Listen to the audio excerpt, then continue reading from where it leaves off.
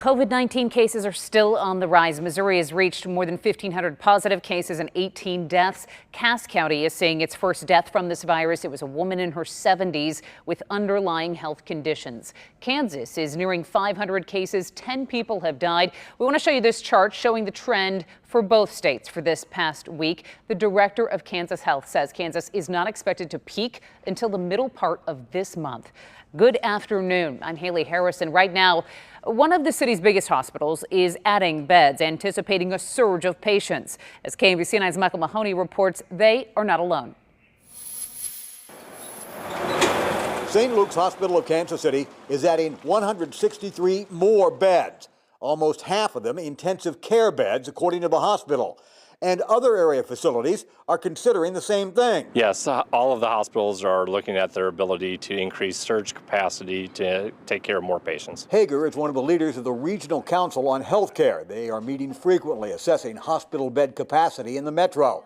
We had him take off the mask he wears daily for this interview. The University of Washington projects the COVID death peak in Kansas comes later this month. And the Missouri peak is projected for mid-May now and has been sliding out further. Right now, because other procedures have been postponed, Hager says there's adequate bed space. So why are they looking for more beds? We're anticipating that over the next couple of weeks, we may see a spike in volume. And Missouri is now looking at places like the Silverstein Arena in Independence and the Hy-Vee Arena, formerly known as Kemper, as alternate care sites if it comes to that. If they're setting it up and using it for non-COVID related patients, that would help take the demand off the hospitals. They're looking at those sites. They have not yet decided to use them. Right now, the virus spread is trending downward in Kansas City. However, that will only continue if people continue to stay at home and social distance. And Hager is worried that people are starting to relax.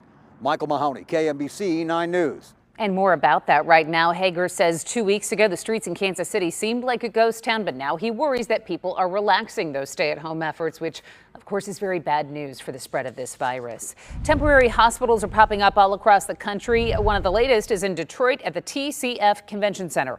Numbers in Michigan have jumped to 6,000 cases. It'll take workers about a week to transform this convention center to a temporary hospital. It's going to hold 900 patients on 2 different floors. The Kansas City Fraternal Order of Police calling for the availability of COVID-19 testing as well as personal protective equipment for officers who are in the field. KMBC9's Kelly Gibbs reports FOP leaders are calling the lack of resources frustrating.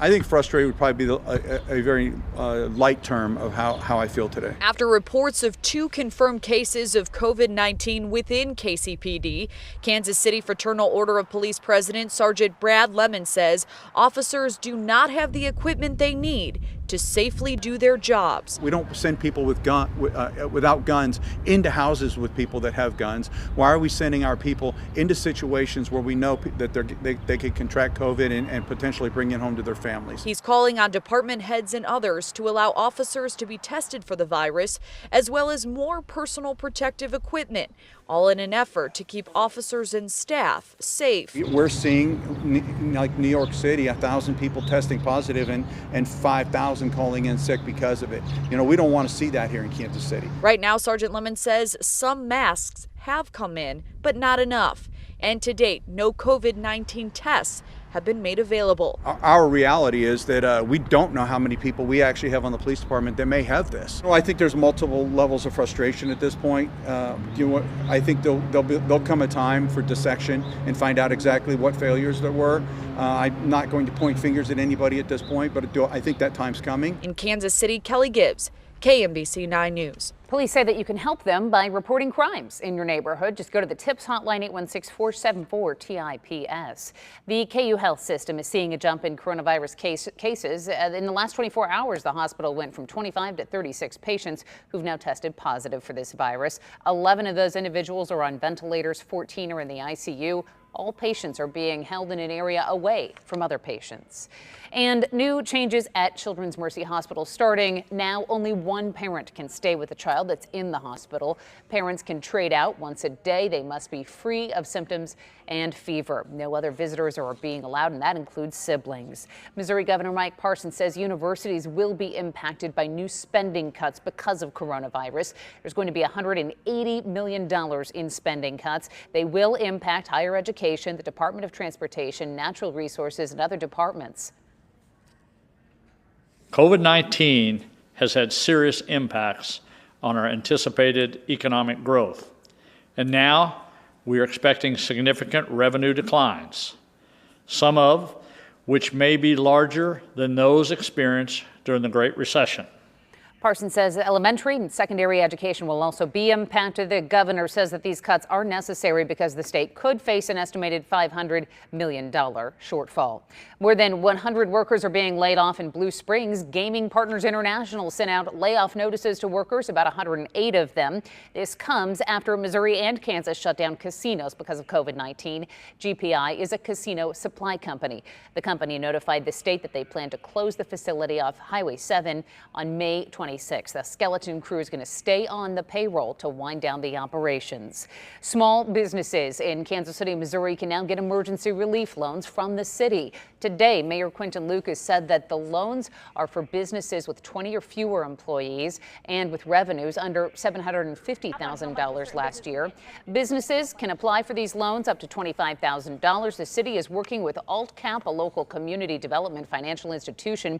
These are 3-year term loans with deferred payments. No interest for the first 6 to 12 months. Mayor Lucas says that the loans are a lifeline for struggling businesses. We recognize not only that the crisis will impact them now, next month, but perhaps there are some businesses that may not have the chance to open again if they can't get good cash flow. This is part of a larger metro-wide relief fund offering small businesses loans of up to $100,000. For more information about both of those programs, head to KMBC.com right now. The stock market plunged nearly 1,000 points today as the number of coronavirus cases continues to rise. KMBC 9's Sally Kidd is in Washington, where more states are telling residents to stay home. More than 30 states now have stay-at-home orders as governors take the lead in combating the pandemic. As healthcare workers in coronavirus hotspots grapple with a surge in cases, the White House is resisting calls for a nationwide stay-at-home order. Florida's governor now the latest to tell residents statewide to stay inside. Even though there's a lot of places in Florida that have very low infection rates, it makes sense to make this move now.